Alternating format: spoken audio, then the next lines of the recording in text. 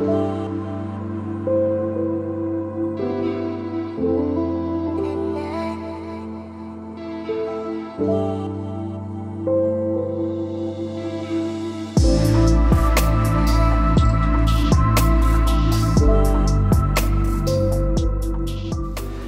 bonjour et bienvenue à une autre capsule du CCDM.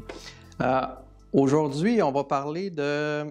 Il y a plusieurs personnes qui rêvent d'atteindre le sommet du monde. C'est une preuve de ténacité, c'est une preuve de dépassement de soi et ça procure une grande satisfaction, je dirais même un sentiment d'extase ou d'euphorie. C'est en fait que plusieurs aimeraient être capables de monter jusqu'au sommet du mont Everest. Et pour un alpiniste, c'est des fois le projet d'une vie. Et pour tous les chrétiens, le sommet ultime qu'ils ont à atteindre, c'est le royaume de Dieu. Alors, on va faire une comparaison un peu entre les deux. Première étape, c'est la préparation. Premièrement, quand un alpiniste se prépare pour monter le mont Everest, juste en passant, le mont Everest a 8849 mètres de haut. Pour ceux qui sont habitués avec l'autre unité de mesure, c'est environ 29 032 pieds de haut. Donc, c'est très haut.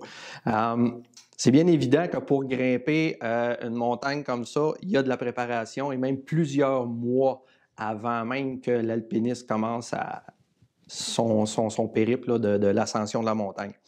On dit que dans les derniers mètres, le dernier bout là, en altitude dans le mont Everest, il y a seulement 30 % de l'oxygène qu'il y a habituellement dans l'air qu'on respire. Donc, c'est très difficile, même avec des bonbonnes d'oxygène, c'est un endroit que c'est difficile de survivre. Là. Donc, on doit aussi, l'alpiniste doit regarder le chemin qu'il va prendre, il doit se faire un itinéraire, doit être très en forme. Donc, il y a une grosse préparation.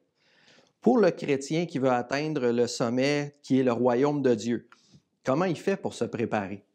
En fait, le chrétien sait très bien qu'il n'atteindra pas le sommet avant de mourir, malheureusement, ou s'il a le bonheur d'être encore vivant quand Jésus va revenir chercher son Église, ça va être le moment où il va atteindre le royaume de Dieu. Mais si on dit que le sommet, c'est à la fin d'une vie chrétienne d'atteindre le royaume de Dieu, donc on peut dire que la montagne qu'il y a à monter, c'est la vie du chrétien, la vie terrestre. Donc, mais le chrétien ne sait pas à quoi va ressembler sa vie. Il ne connaît pas l'avenir. Il ne se connaît même pas vraiment soi-même parfaitement. Donc, à qui faire confiance? La première personne à qui il faut qu'il fasse confiance, c'est son Père céleste, Dieu le Créateur. Parce que Dieu a créé toutes choses. Et on peut voir dans Ésaïe 45, 18, ça dit « Car ainsi parle l'Éternel, le Créateur des cieux, le seul Dieu qui a formé la terre, qui l'a faite et qui l'a affermie, qui l'a créée pour qu'elle ne fût pas déserte, qui l'a formée pour qu'elle fût habitée. Je suis l'Éternel et il n'y en a point d'autre. » Donc, si c'est Dieu qui a créé la montagne, qui me sépare de lui, et il m'attend au sommet de son royaume. En plus, si on lit dans Ecclésiaste, chapitre 11, verset 5, ça dit « Tu ne sais pas quel parcours le vent suit, ni comment les eaux se forment dans le ventre de la femme enceinte. De même, tu ne connais pas l'œuvre de Dieu, l'auteur de tout ce qui existe. Qui de mieux que Dieu le Père pourrait aider le chrétien puisqu'il a tout créé? » En Luc 12, verset 7, ça dit « Et même les cheveux de votre tête sont tous comptés. Ne craignez donc point. » Alors, non seulement Dieu le Père a créé tout ce qui existe, mais il a créé le chrétien lui-même jusqu'à savoir le nombre des cheveux qu'il a sur sa tête. Donc, pour la préparation du chrétien, c'est inévitable, il faut faire confiance à son Père céleste, à Dieu le Père. C'est comme en fait, si entre le chrétien et le Père, il y avait comme un cellulaire et ils pouvaient communiquer ensemble entre les deux, même s'ils ne se voient pas. C'est comme s'ils pouvaient s'échanger des textos ou des messages vocaux et cela permet aux chrétiens d'avoir une certaine relation et de savoir que Dieu est toujours là et qui se soucie de lui. Justement, en parlant de monter les montagnes, on va aller voir un ami alpiniste qui a commencé à peine à grimper le mont Everest et on va aller voir qu'est-ce qu'il y en est. Bon, je vais essayer d'appeler au sommet. Allô? Allô? Voyons, est-ce quelqu'un en haut? Allô? Non, on dirait que ça marche pas. Là. Oh! Attends, il y a quelqu'un qui m'appelle. Ah, ça doit être eux autres en haut. Oui! Ah, non, OK, c'est le camp de base en bas. OK? Qu'est-ce qu'il y a? Ah, ben moi, j'avais déjà commencé à monter, là, mais là, j'ai pas le droit de monter, ça me prend un Sherpa. C'est quoi, ça? La deuxième étape, ce serait d'embaucher un Sherpa. Donc, c'est quoi un Sherpa? Le Sherpa, c'est un groupe de personnes qui est originaire du Tibet, qui ont immigré au pied des montagnes himalayennes, dont fait partie le mont Everest. Les Sherpas vivent dans des conditions très difficiles. Ils vivent en altitude où l'air est pauvre. Donc, c'est un peuple qui est très résistant, qui est très fort, étant donné leur environnement. Donc, pour l'alpiniste, c'est essentiel. C'est même, je pense, c'est interdit d'essayer de grimper en haut du mont Everest sans Sherpa, parce que le Sherpa connaît la montagne. Il ne l'a pas seulement monté une fois. Tu sais, on dit l'alpiniste, c'est peut-être l'expérience de sa vie d'atteindre l'Everest, mais le Sherpa l'a fait plusieurs fois. Ils font ça plusieurs fois par année même. C'est leur travail d'accompagner tous les alpinistes qui essaient d'atteindre le sommet. Et s'il n'y a pas de Sherpa, vu qu'eux connaissent très bien le chemin, bien, ça serait dangereux de se perdre. L'alpiniste pourrait prendre un mauvais chemin ou avoir un mauvais itinéraire parce que le Sherpa aussi, il sait chaque étape, à chaque journée, où doit être rendu l'alpiniste pour réussir à continuer. Donc, chaque alpiniste, il y a même danger de mourir, malheureusement, parce qu'il y en a qui ont essayé de monter l'Everest et malheureusement en sont morts. Donc, même avec un Sherpa, c'est très difficile d'atteindre le sommet. Et il faut toujours que l'alpiniste ait en vue le Sherpa. Parce que s'il perd le Sherpa de vue, parce que des fois, il arrive des tempêtes de manière subite, s'il perd le Sherpa de vue, il ne sait plus où se diriger. On va aller retourner à notre alpiniste, justement, pour voir où il en est rendu dans son ascension. OK, monsieur le Sherpa, attendez un peu. Ma botte est détachée.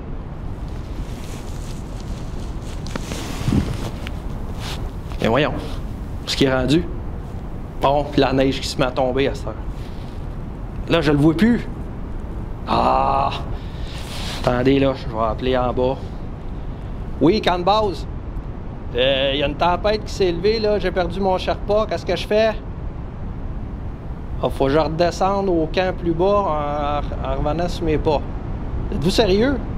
Ah! OK, d'abord. Le chrétien, maintenant, est-ce qu'il a besoin d'engager un Sherpa? Bien, je vais peut-être vous surprendre, mais la réponse est oui. Sauf que contrairement à l'alpiniste, le chrétien, il n'a pas le choix entre plusieurs Sherpas. Il n'a pas le choix non plus entre plusieurs chemins. Parce qu'il y en a juste un qui était, depuis le début, qui était là avec son père, qui est descendu jusqu'au pied de la montagne de la vie terrestre, avec la naissance à travers la Vierge Marie, et je parle évidemment ici de Jésus-Christ. Il est parti de la naissance et il a gravi la montagne de la vie sans jamais faire aucun faux pas. Et il a réussi à retourner au sommet, c'est-à-dire au royaume de Dieu, auprès de son Père.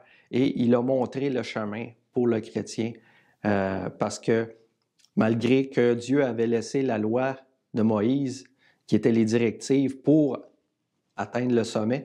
Il n'y a aucun humain qui était capable là, de remplir toutes les directives qu'il y avait. Donc, Jésus a pris la place du chrétien. Il a monté la montagne qu'il avait à monter. Et non seulement Jésus nous a montré le chemin aux chrétiens, mais il est devenu le chemin.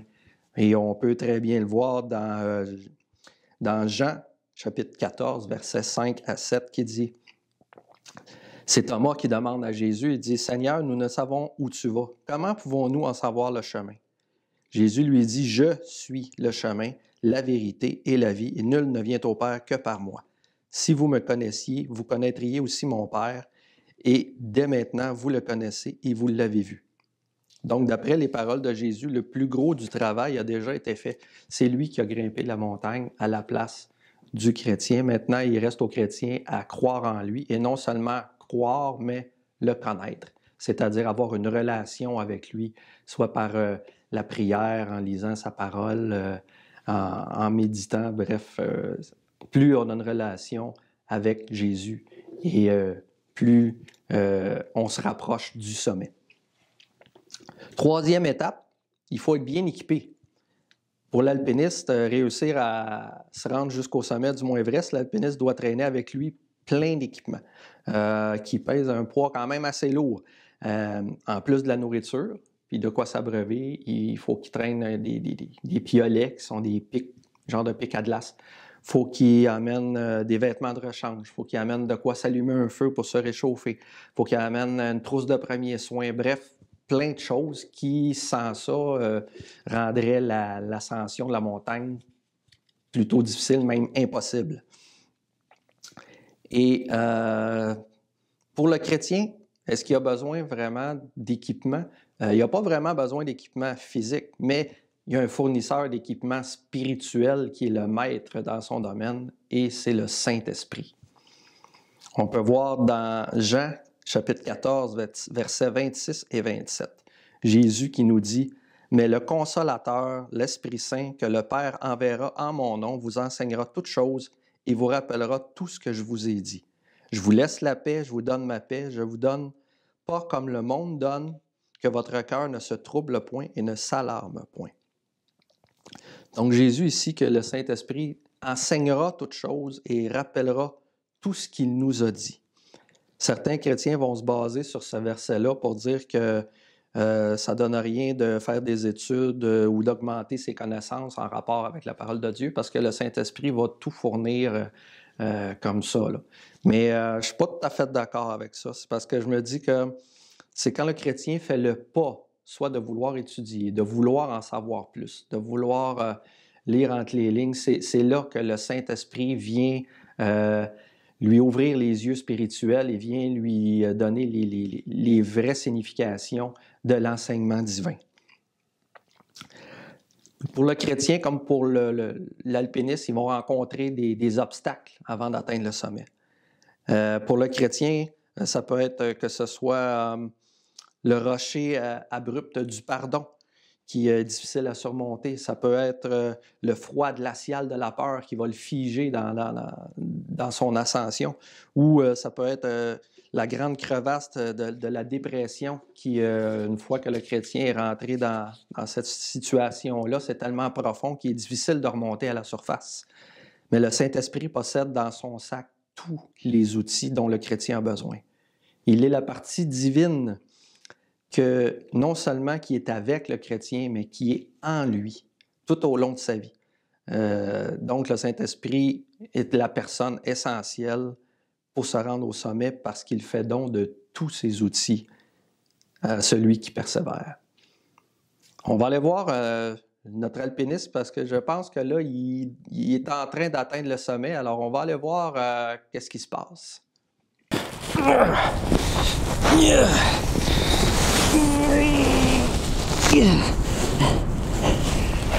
Hey! J'ai réussi! Wouhou! J'ai atteint le sommet de l'Everest! Hey, monsieur le Sherpa, qu'est-ce qu'on fait là, après qu'on soit rendu au sommet? Quoi? On redescend? Ah!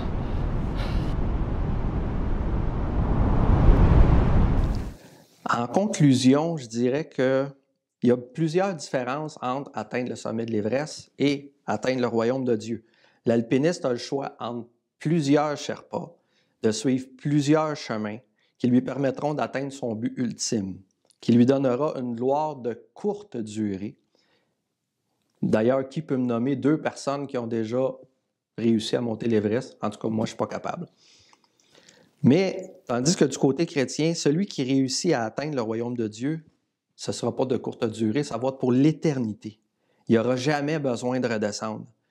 Le chrétien veut atteindre le royaume non pour sa propre gloire, mais pour être en présence de la gloire de son Dieu. Personne ne connaît vraiment c'est quoi être en présence de Dieu, mais on en a un aperçu dans Exode, chapitre 34, versets 34-35. Ça nous dit, quand Moïse entrait devant l'Éternel pour lui parler, il ôtait le voile jusqu'à ce qu'il sortît. Et quand il sortait, il disait aux enfants d'Israël ce qui lui avait été ordonné. Les enfants d'Israël regardaient le visage de Moïse et voyaient que la peau de son visage rayonnait, et Moïse remettait le voile sur son visage jusqu'à ce qu'il entrât pour parler avec l'Éternel. Alors imagine, la gloire de Dieu est tellement grande et puissante que même juste le reflet de sa gloire sur le visage de Moïse, il faisait une clarté, une brillance qui était semblable au soleil, alors que Moïse était obligé de se mettre un voile sur le visage. Il y a une chose, par exemple, c'est que dans le dernier droit, pour atteindre l'Everest, il y a une zone qu'on appelle la zone de la mort.